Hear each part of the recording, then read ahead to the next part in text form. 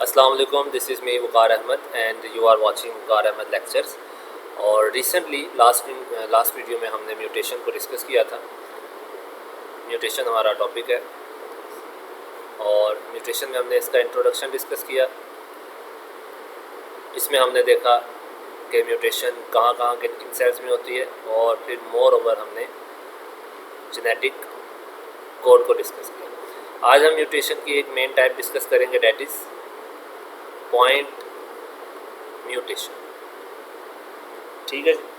तो point mutation नाम से जाहिर है, पॉइंट म्यूटेशन क्या है जी, कि अगर एक सिंगल न्यूक्लियोटाइड का इजाफा हो जाए उसके अंदर, यानी कि हम उसको डिस्कस करेंगे 1 और 2 न्यूक्लियोटाइड्स की जो हेर फेर है वो हम देखेंगे कि ये हेर फेर कौन सी है, किस तरह की है, तो उसको हम कहेंगे कि वो पॉइंट म्यूटेशन है। इसमें दो तरह की पॉइंट म्यूटेशन आती हैं। एक होती है हमारे पास जिसको हम ट्रांजिशन कहते हैं, ट्रांजिशंस, और एक होती है हमारे पास ट्रांस कन्वर्जन्स। ठीक है जी, ट्रांस कन्वर्जन, इसको हम ट्रांसवर्जन भी कहते हैं और ये ट्रांजिशंस हैं। ट्रांजिशन में क्या है, हमें पता है जो डीएनए के सीक्वेंस की न्यूक्लियोटाइड्स हैं, न्यूक्लियोटाइड्स, इनको हम दो हिस्सों में डिवाइड करते हैं। एक हमारे पास प्यूरीन्स होती हैं डबल रिंग, और एक हमारे पास पायरिमिडीन होती हैं जी सिंगल रिंग। प्यूरीन में एडेनिन एंड गुआनिन आती है, इसमें साइटोसिन एंड थायमिन आती है। तो अगर तो डीएनए सीक्वेंस के अंदर प्यूरीन कन्वर्ट हो रही है प्यूरीन में, या पायरामिडीन कन्वर्ट हो रही है पायरामिडीन में, तो दिस इज़ द ट्रांजिशन। और इतना मसला नहीं है इसका। ठीक है, लाइक अगर ए है और ए कन्वर्ट हो जाए जी की जगह, जी है तो वो ए की जगह कन्वर्ट हो जाए, इसी तरह सी है तो वो टी में कन्वर्ट हो जाए, या टी है तो वो सी में कन्वर्ट हो जाए। यानी कि same kind of nitrogenous base convert into the same kind. Purine purine में, पैरामिडीन पैरामिडीन में, दिस इज कॉल्ड ट्रांजिशन। ठीक है।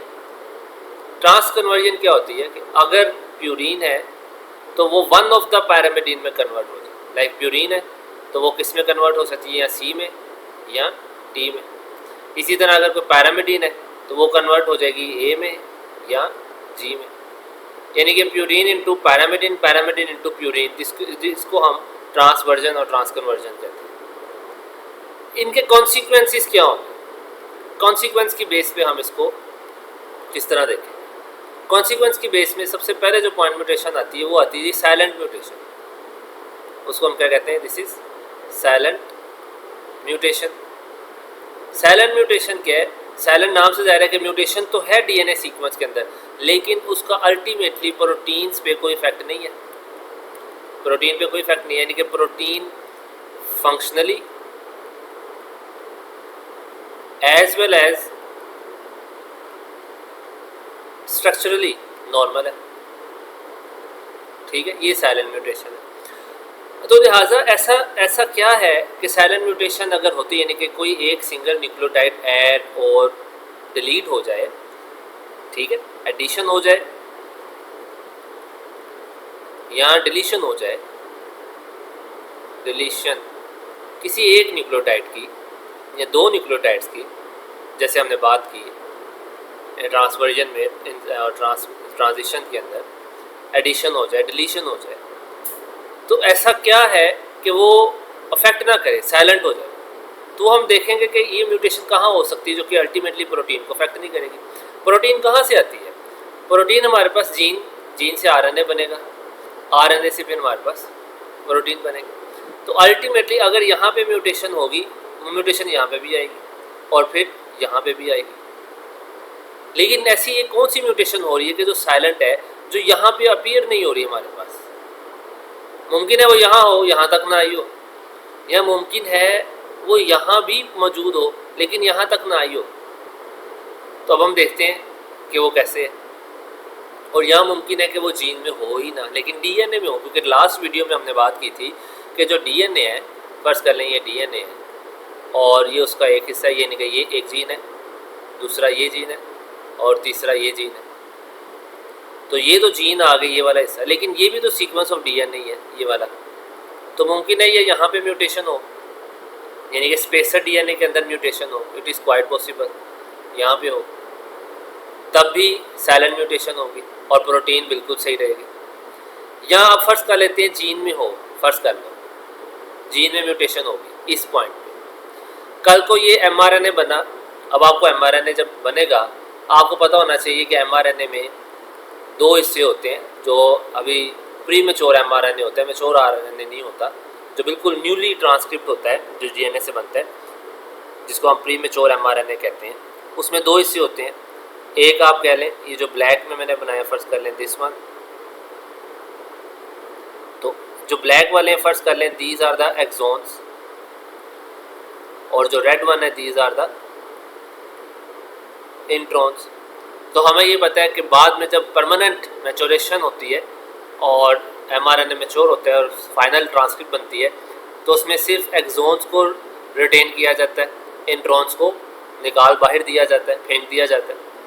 तो फर्ज कर लो ये वाली म्यूटेशन इसके अंदर आ गई, इंट्रॉन के अंदर, तो अल्टीमेटली इसने तो निकल जाना है, इसने तो रिमूव हो जाना है, पीछे एक्सोन्स रह जाएंगे, तो still protein will be normal, तब भी साइलेंट म्यूटेशन है। यहाँ एक तीसरी चीज़ है, वो बड़ी इंपॉर्टेंट है, उसको आप अंडरस्टैंड करें, वुबल हाइपोथेसिस कहा जाता है उसको, ठीक है। I don't know my spellings are correct or not, but just trust me, इसको वुबल हाइपोथेसिस कहा जाता है। कैसे है, हमें ये थोड़ा सा आपको अंडरस्टैंड करना है, इसके लिए आपको ऑलरेडी ट्रांसक्रिप्शन ट्रांसलेशन का आइडिया होना चाहिए। हमारे पास ये एक 3 कोडोन है, फर्ज कर लें ए जी सी सी ए यू, ठीक है जी, और ये आरएनए है, ठीक है। और जाहिर बात है इनके कॉरिस्पॉन्डिंग कोई ना कोई एंटीकोडोन होगा और वो ट्रांसफ़र आरएनए पे मौजूद होगा। अगर तो एजीसी है तो यहाँ पे हमारे पास क्या होगा जी, यूसीजी होगा। गौर से अब आपने सुनना है, हम फिलहाल अपने इसी एक एग्जांपल को लेते हैं, हम एजीसी की एग्जांपल लेते हैं, इसी कोडोन, ठीक है, एजीसी, इसका एंटीकोडोन होगा इसके ऊपर यूसीजी, और हम कहते हैं कि एजीसी जो है वो अमाइनो एसिड नंबर 12 को कोड करता है। लेकिन म्यूटेशन इस तरह से हो गई है कि ये सी की जगह यहाँ पे हमारे पास आ गया है, फर्ज कर लें ए, ये म्यूटेशन हो गई। 5 to 3 हमेशा एमआरएनए रीड किया जाता है, ये ज़हन में रखना है आपने, ठीक है। तो यानी कि जो 3rd नंबर पे हमारे पास ये आ गया है, तीसरे नंबर पे जो कोडोन के अंदर ये तीसरा अमाइनो एसिड, तीसरा न्यूक्लियोटाइड है, इसकी वुबल हाइपोथेसिस कहता है कि इतनी अहमियत नहीं है। अहमियत से मुराद आप ये आसानी से समझें, अगर ये मिसमैच भी हो जाए, ये वहाँ पे उस तरह से ना भी हो, तो पहले 2 न्यूक्लियोटाइड को स्ट्रिक्टली रीड किया जाता है, तीसरे की गुंजाइश होती है। तो स्टिल अगर ये ए बन जाए, एजीसी हमें पता है एजीसी 12वें माइनस को कोड करता है, तो म्यूटेशन होने के बाद ये सी ए में चला जाए तो ए स्टिल कोड करेगा 12वें माइनो एसिड को। क्यों? क्योंकि इसके पहले 2 बिल्कुल परफेक्ट है, परफेक्ट मैच है हमारे पास। तो ये है वोबल हाइपोथेसिस। तो अगर इस तरह की भी म्यूटेशन हो जाती है जो कि अल्टीमेटली तीसरे अमाइनो एसिड को जाके कोड करे, तो हमारे पास क्या होगी, साइलेंट म्यूटेशन होगी। अच्छा, दूसरी म्यूटेशन, पॉइंट म्यूटेशन का कंसिक्वेंस क्या हो सकता है, वो होती है जी मिससेंस म्यूटेशन। ठीक हो गया जी, हमारे पास मिससेंस, और लास्ट होती है नॉनसेंस, अभी उसको बाद में देखते हैं। तो मिससेंस म्यूटेशन क्या है, देखें, सेंस मीन के कोड को सेंस कर रहा है, यानी कि एंटीकोडोन या कोडोन जो है वो किसी ना किसी अमाइनो एसिड को कोड कर रहे हैं, ठीक है। मिससेंस के गलत कर रहे हैं। Missense mutations are the those mutations कि जहाँ पे वो वाला अमाइनो एसिड जिसको होना चाहिए वो नहीं है, कोई और अमाइनो एसिड कोड हो गया, ठीक है। तो ये होती है मिससेंस म्यूटेशन। तो इसकी कोई भी हो सकती है, जारी बात है। अब इसके 3 लेवल्स होते हैं। हम कहते हैं एक्सेप्टेबल मिससेंस म्यूटेशन, फिर आती है पार्शली एक्सेप्टेबल, और एक होती है अनएक्सेप्टेबल या नॉन एक्सेप्टेबल, ठीक है जी। ये 3 लेवल है। लास्ट टाइम हमने बात की थी कि म्यूटेशन या तो बेनिफिशियल होगी या लीथल होगी या न्यूट्रल होगी। न्यूट्रल में तो साइलेंस म्यूटेशन आपने देख ली। अब बेनिफिशियल और हार्मफुल में, हार्मफुल के केस में अब हम देखेंगे यहाँ एक्सेप्टेबल मिससेंस म्यूटेशन तो है और हुई है, और लेकिन वो एक्सेप्टेबल है। अब सवाल ये उठता है कि एक्सेप्टेबल म्यूटेशन और जो साइलेंस म्यूटेशन उसमें फ़र्क कहाँ होगा। ये अब आपने इसका जवाब ढूंढना है और मुझे कमेंट सेक्शन में आपने बताना है, एंड आई विल आंसर इंशाल्लाह। पार्शली एक्सेप्टेबल और अनएक्सेप्टेबल। एक्सेप्टेबल में क्या, एक्सेप्टेबल म्यूटेशंस वो होती हैं, यानी कि मिससेंस एक्सेप्टेबल वो होती है जिसमें म्यूटेशन हुई है, अमाइनो एसिड जो चेंज हुआ है, वो जो चेंज होने वाला अमाइनो एसिड है वो ओरिजिनल अमाइनो एसिड से बहुत ही करीबी मैच में था। जैसे आप समझ लें कि पोलर पोलर में कन्वर्ट हो गया, या नॉन पोलर में चला गया, ये सेम करैक्टरिस्टिक रखने वाला अमाइनो एसिड ही चेंज हुआ है, इतना वास्ट चेंजिंग नहीं आई, तो हम कहेंगे दिस इज एक्सेप्टेबल मिससेंस। ठीक है। पार्शली एक्सेप्टेबल में क्या है, इसकी सबसे मशहूर ज़माना एग्जांपल सिकल हीमोग्लोबिन की है, HbS की जो है कि 6 पोजीशन की जो बीटा चेन होती है वहाँ पे ग्लूटामीन की जगह सिंगल पॉइंट म्यूटेशन होती है तो वेलिन आ जाता है। अब वेलिन के आने से हमें ये पता है कि जो हीमोग्लोबिन S बन जाती है, अब जो नॉर्मल हीमोग्लोबिन होती है वो तो ऑक्सीजन कैरी करती है, उसकी तो सैचुरेशन अच्छी होती है, लेकिन हीमोग्लोबिन जो S है वो हाई ऑक्सीजन सैचुरेशन पे, यानी कि हाई ऑक्सीजन टेंशन पे तो फुली सैचुरेटेड होगी, लेकिन जैसी ऑक्सीजन आप कह लें कि जो टेंशन कम होगी उसमें ये फुली सैचुरेटेड नहीं होती और RBC सिकल शेप अख्तियार कर लेते हैं, जिसमें हम ये कहेंगे इट इज़ पार्शली एक्सेप्टेबल। लेकिन अगर ऐसा हो कि बिल्कुल ही हीमोग्लोबिन कैरी ही ना करे ऑक्सीजन को, वो बड़ी लीथल सिचुएशन है, तो उसको हम कहेंगे इट इज़ अनएक्सेप्टेबल। तो ये है मिससेंस और साइलेंट। और लास्ट वन आ जाती है हमारे पास, डेट इज नॉनसेंस।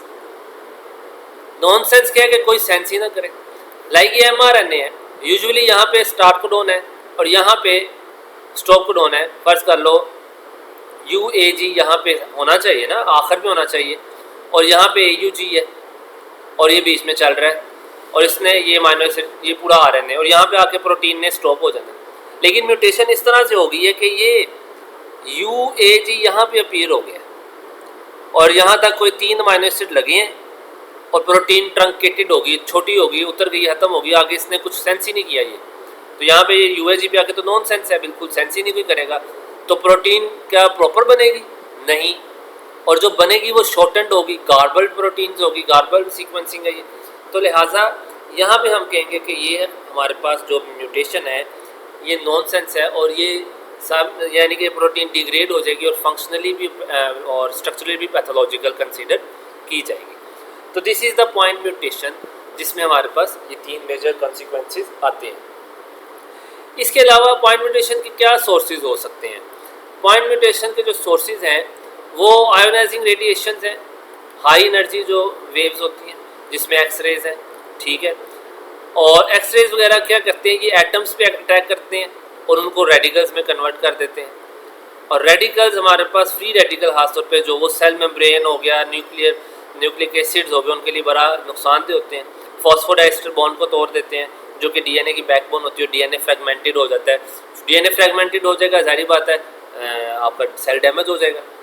दूसरा जो यूवी रेज हैं हमारे पास, ये मॉडरेट टू हाई होती हैं, और जो एडमनी यानी कि जो नाइट्रोजनस बेसिस हैं वो इनको बड़े अच्छे से एब्जॉर्ब भी करते हैं। तो सम टाइम क्या होता है, साइटोसिन है जैसे, वो इसको एब्जॉर्ब कर ले और यूरासिल में कन्वर्ट हो जाए, तो ये भी हो सकता है। और सम टाइम क्या होता है, जो एडजेसेंट नाइट्रोजनस बेसिस हैं, फर्ज कर लें साइटोसिन और साइटोसिन, ये एडजेसेंट है, यानी कि आमने सामने नहीं, लेकिन एडजेसेंट एक ही बॉन्ड, एक ही स्टैंड पे हैं। तो जब ये एब्जॉर्ब करेंगे तो इनके दरमियान डबल कोवलेंट बॉन्ड बन जाएगा। जब डबल कोवलेंट बॉन्ड बनेगा तो ऑटोमेटिकली रेप्लिकेशन हाल्ट हो जाएगी, ब्लॉक हो जाएगी, तो उसमें भी ये जाहिर बात है प्रॉब्लम कॉज करेगा। और तीसरी चीज़ केमिकल्स भी हो सकते हैं। केमिकल्स में हमारे पास क्या सूडो नाइट्रोजनस बेसिस समटाइम हो जाती हैं, और वो रेप्लिकेशन के दौरान अगर डीएनए में इंसर्ट कर दी जाएँ तो आगे उस वक्त तो शायद वो मुकम्मल हो जाए रेप्लिकेशन, लेकिन फर्दर नेक्स्ट साइकिल के अंदर मसला क्रिएट करेगा। तो इस तरह के ये डिफरेंट इसके कॉजेज़ हैं। और स्पॉन्टेनियस पॉइंट म्यूटेशन भी हो जाती है, जिसमें रेप्लिकेशन के दौरान कोई मसला आ जाता है जिसमें एक न्यूक्लियोटाइड है वो ऑटोमेटिक शिफ्ट हो जाती है, यानी कि केमिकली चेंज हो जाएगी, और डीएनए यानी कि जो मशीनरी है एंजाइम्स की वो उसको मिस पेयर कर देगा, मिसअलाइन कर देगा। या ड्यूरिंग क्रॉसिंग ओवर के होमोलोगस क्रोमोसोम अलाइन होते हैं, वो क्रॉसिंग ओवर सही ना हो या अंडरडोज और ओवरडोज हो जाए कि एक क्रोमोसोम मैक्सिमम गेन कर ले और दूसरा गेन ना कर पाए, तो उसका वो हिस्सा उड़ जाएगा, डिलीट हो जाएगा, लॉस हो जाएगा। आल दो वो पॉइंट म्यूटेशन से ज़रा हट जाएगी क्योंकि वो एक मैस लार्ज सेगमेंट डिलीशन में चली जाएगी चीज़। तो this is all about the point mutation. इसके अलावा और बड़ी म्यूटेशंस हैं, मैं यहाँ उनके नाम लिख देता हूँ और नेक्स्ट वीडियोस में हम उनको भी डिस्कस करेंगे। जिसमें एक फ्रेम शिफ्ट है, इनका हल्का फुल्का एफएससी में टच दिया हुआ है उसने, फ्रेम शिफ्ट है। इसी तरह लार्ज सेगमेंट डिलीशन है, ये हमने अभी देख लिया है। इसी तरह प्रमोटर बॉक्स से रिलेटेड, ठीक है जी, प्रमोटर बॉक्स म्यूटेशंस हैं, ट्रांसलोकेशंस हैं, ट्रांसलोकेशन है। इसी तरह ट्रांसपोसन रिलेटेड जो म्यूटेशन है, या जो इंट्रॉन हमने बात की थी निकाल दी जाते हैं, इंट्रॉन रिलेटेड अगर इंट्रॉन सही तरह रिमूव ना हुए हों, उस तरह कोई म्यूटेशन आ जाए तो वो है। तो इंशाल्लाह इन फर्दर वीडियोस में हम इन सारों को इंडिविजुअली या दो दो करके डिस्कस करेंगे और इस तरह हमारा म्यूटेशन का टॉपिक क्लियर हो जाएगा। देन म्यूटेशंस ब्रॉडली दो लेवल्स पे होती हैं, या तो वो सीक्वेंस की बेस पे होगी, डीएनए यानी कि जीन म्यूटेशन, या क्रोमोसोमल लेवल पे लार्ज मैक्रो म्यूटेशन में आएगा वो, उसको हम क्रोमोसोमल एब्रियंस भी कहते हैं। और देन फर्दर हम ये जीन म्यूटेशंस को ख़त्म करके will shift to the chromosomal aberrations, जिसमें हम साइटोजेनिक डिसऑर्डर्स को भी इन डिटेल डिस्कस करेंगे इंशाल्लाह। अपना ख्याल रखें, अल्लाह हाफ़िज़।